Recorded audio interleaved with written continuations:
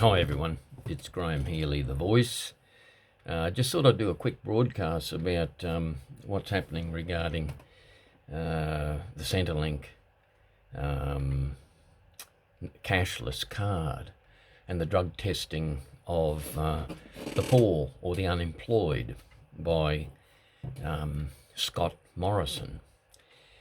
Look, I'll make this very short. I'm not real happy about that, actually, and I'll tell you why.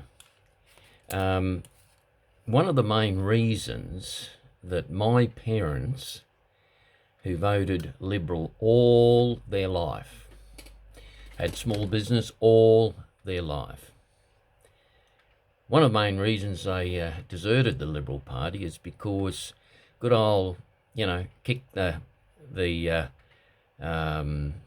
battler in the guts, Tony Abbott, when he got into as Prime Minister, yes, he was good in opposition, but when he got in, he was just a belligerent poor people basher.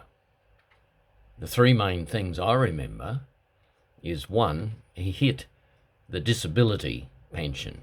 Two, he hit the pensioners. Three, he hit Medicare. And I can remember my mother's 85, my father's 91, they rang me up and they said, what the hell's going on? Why are they doing this to us?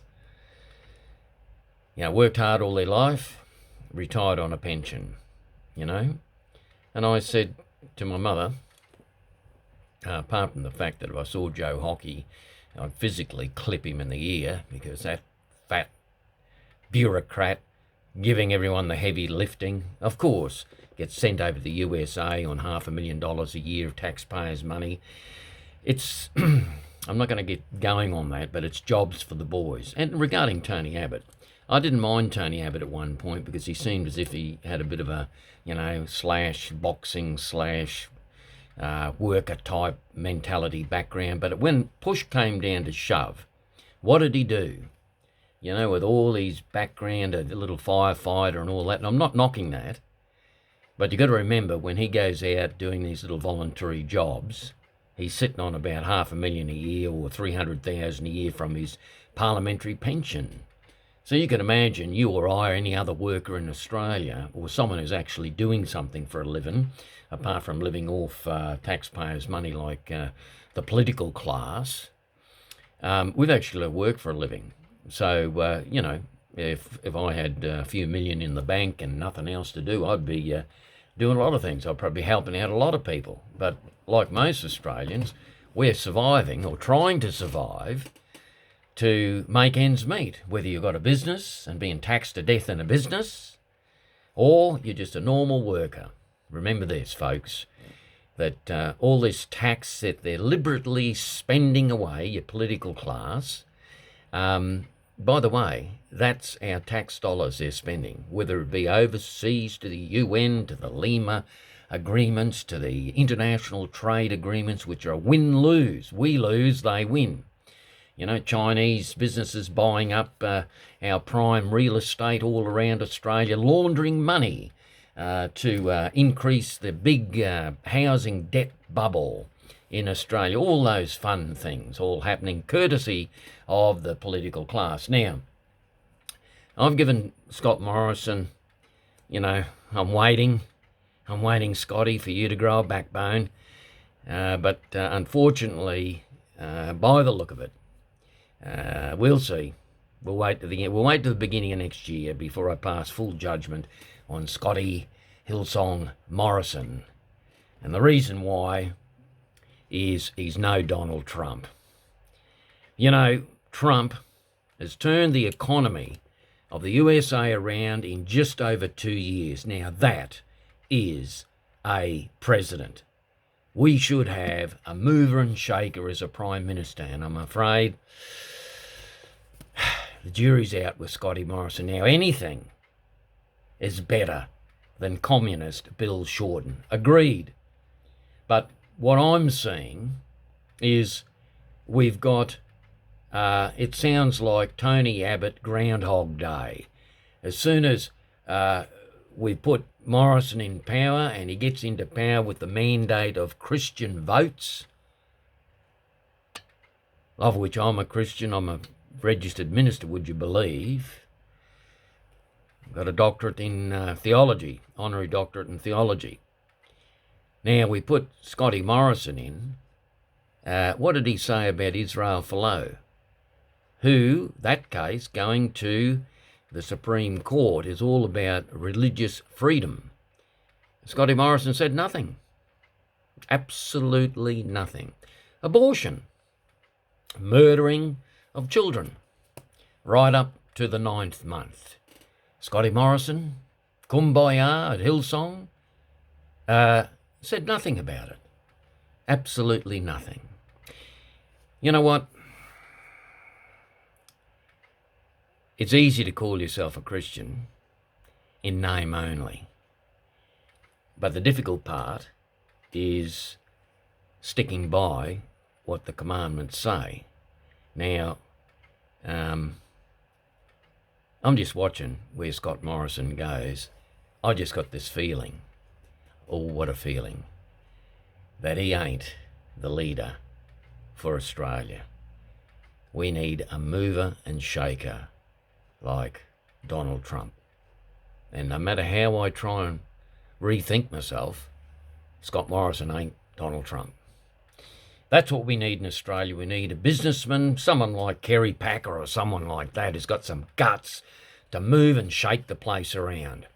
But unfortunately, in what I call Kumbaya Australia, or she'll be right, mate, as China buys large portions of our land and everything we buy in the supermarket is cheaper, made in China, made wherever, usually China, and we think, oh, that's a good deal. But in the meantime, the jobs that we had for manufacturing and all those different occupations are all gone. Where have they gone? To China. Right, Trump's handled that by increasing tariffs. Now, I'm a little bit off track here, but I thought I might just give it to you, full blast. Where are we at in Australia? You know, we're on the tail end of globalisation that, God bless Bob Hawke. I really liked him. I voted for Bob Hawke, actually. But he was the last real Labor leader that could actually stand up to the unions, and the rest after that, including Keating, God, strike a light. That was all right for that little period where they opened the door, but now the doors have to be closed on globalisation. Right, Scotty Morrison, you so-called had a mandate from primarily the Christian voters, got you across the line. But what are you waiting for, a big crisis? Are you waiting for maybe an Islamic terrorist attack? That religious freedom, by the way, I'm just very interested to see how that's going to stack up when you come to the good old Islam. With 150 verses of jihad, bottom line, death to infidels, Jews and Christians, all written through the Quran. That should be interesting to define what the lefties call hate speech, and what Morrison's boys are very carefully thinking about, oh, gee, now how are we going to handle this one, so that if there's any belligerent verses in anything, I suggest to Scott you just check out Judge Des Farran, who adjudicated over most of the terrorism cases in Australia, and quote his words, I've got it written on our website, riseupaustraliabrisbane.com, his words exactly are, when he's talking to the terrorists, actually, before he's sentencing them in Sydney, Supreme Court Judge Des Farran, I hope I got that name pronounced correctly, he said, funny about this, you guys that come, I'm paraphrasing, you guys that I'm adjudicating over who are committing terrorism, you can continually quote the Quran. I suggest, this is Judge Des Farran, I suggest that you renounce the belligerent verses of the Quran. Well, there's plenty of them, Judge Des Varan. There's 150 verses of them, actually. And when you look across the world globally, you have a look and listen to all these imams and these Islamic scholars, as so-called, and basically they're just repeating what's in the Quran and what their prophet, so-called prophet, has said. So Scotty Morrison, that's an interesting one, where we've brought and seeded the ideology of Islam into Australia. And as a matter of fact, we've got these intelligent state premiers, such as the Victorian state premier, donating to mosques in Bendigo and all these other areas where we're supporting the Islamic community, assuming, of course, they're not reading the Quran, where all around the rest of the world they're killing everyone. Of course, if you're not a Muslim. This is a political agenda. So what I suggest, I've written 3 letters to Scott Morrison. Hopefully he's read them. And I sent him an actual PDF copy of the Quran written by Professor Bill Warner. You can have a look at that on our site. Now, this is not about the people. As Christians, you love the people, but the ideology is just like loving a Nazi. And when I mentioned that, Hitler himself had a division of Turkish soldiers, and Hitler, quote, this is written, you can go on the internet, you can see it written clearly, that Hitler himself said the closest ideology to Nazism is Islam. Funny about that? Who hates the Jews? Islam. Who wants to eliminate Israel? All those Arab countries around Israel. Yep, they all reckon Palestine. Has anyone read any history? Or is this the era where people just go on emotion without checking the facts? Climate change, for instance. How about checking with people who really know what they're talking about and having a look at the facts over the last 300-400 years, maybe 1,000 years, and you'll find that there's a cycle on climate change, and the climate is changing all the time.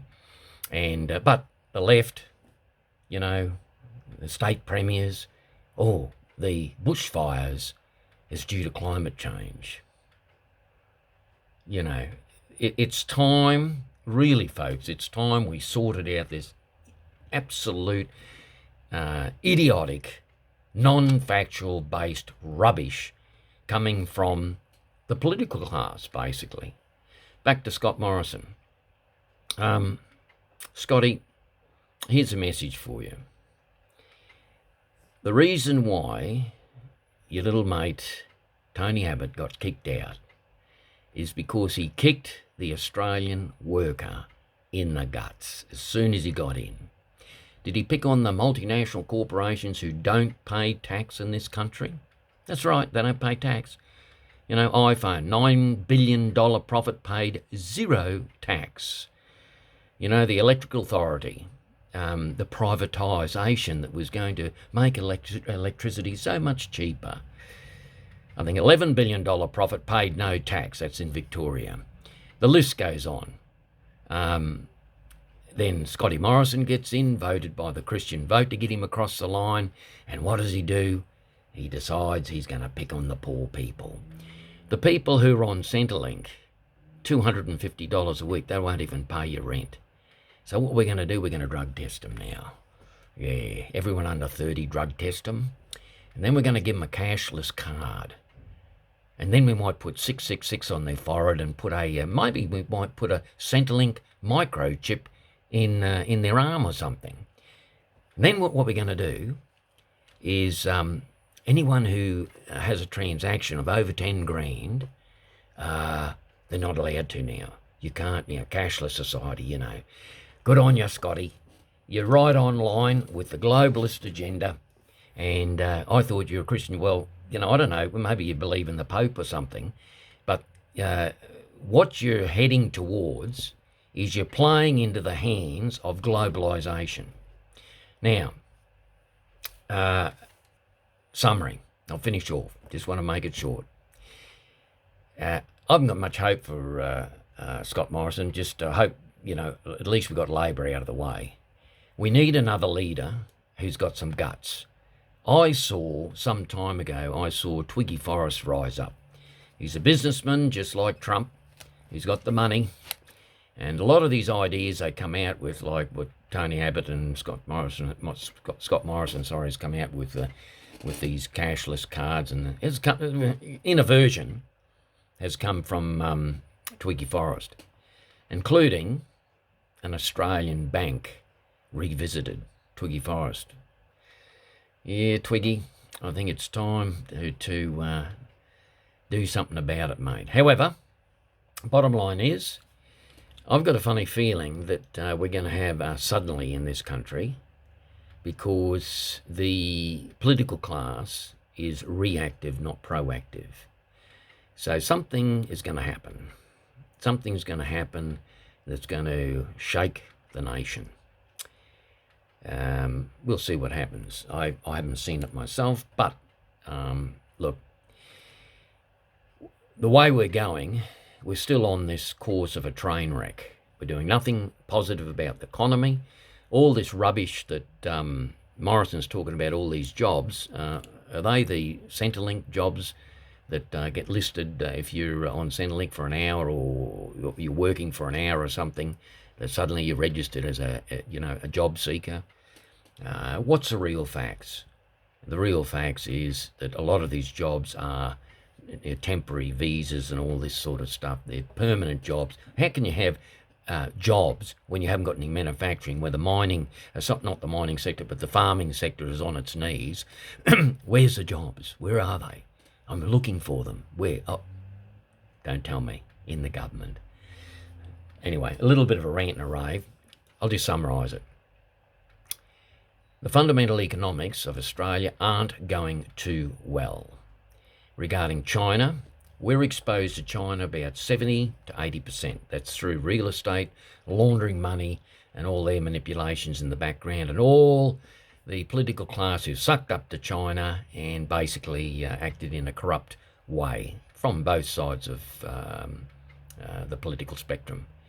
Yes, it's better to have the Liberals in under Morrison, I suppose, but Morrison is certainly no Donald Trump. He's not a mover and shaker.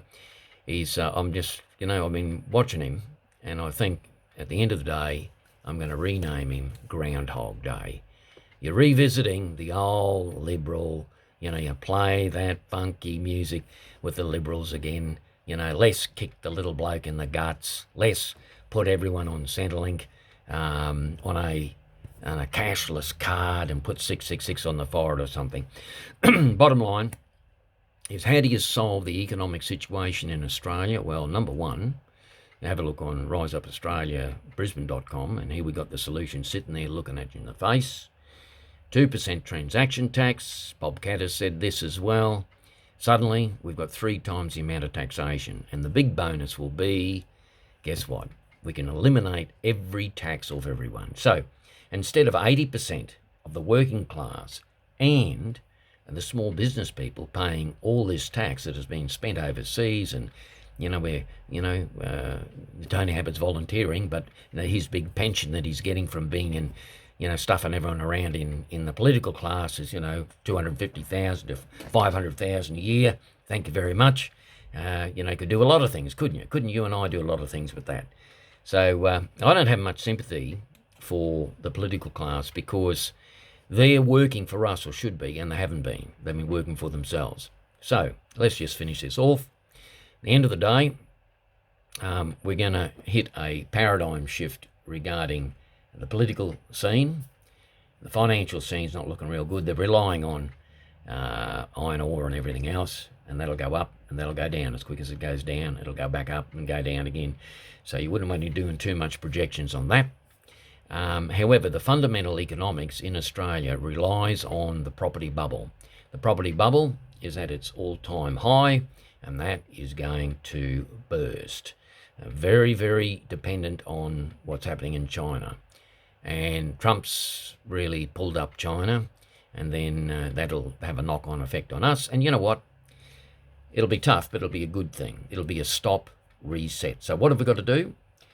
2% transaction tax across the board. We'll get triple the amount of tax we're getting now, and we can cut all the tax off We don't have to tax anyone. Small businesses, wages and salary, don't need that tax anymore. How's that sound? That's good. Everyone pays 2%, a lousy 2%, and the multinationals pay tax, right? Simple as that. Then you build the Bradford scheme.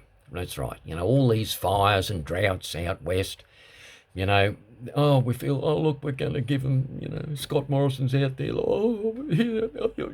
your farm's been burned out. I feel sympathy for those people, but what are they going to do? Put them on Social Security with everyone else? They should be supporting the farmers. And how are you going to support the farmers?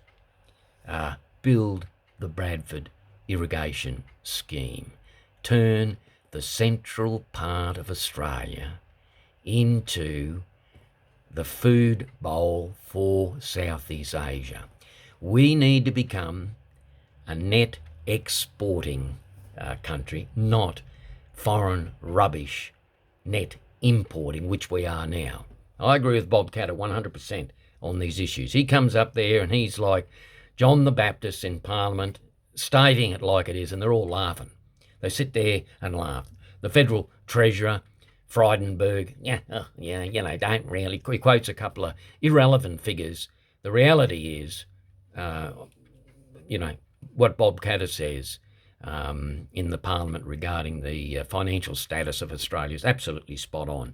Now, for that to change, obviously we've got to get to crisis point. So the big stop-set reset's coming.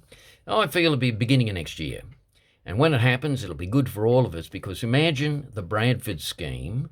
You imagine that being built right across Australia, and all our farmers have then got green grass, couldn't care less, less fires and all, and all the less bushfires, and all this rubbish about climate change will just vaporise away with all this beautiful, the central part of Australia changed into a beautiful garden, like the Garden of Eden. That's where we're heading. Jury's out regarding Scott Morrison, but sure as hell, certainly better than having the communists in like Short and all those characters and the Greens. So, okay, that's it. Bit of a rant and a rave this morning, but just thought I'd summarise it fairly quickly. Graham Healy, the voice, over and out, and have a look at our website, www.riseupaustraliabrisbane.com. And we've got a lot of things on about, the ideology or the political Islam. We've got solutions to the financial situations. We've got the Bradford scheme sitting there.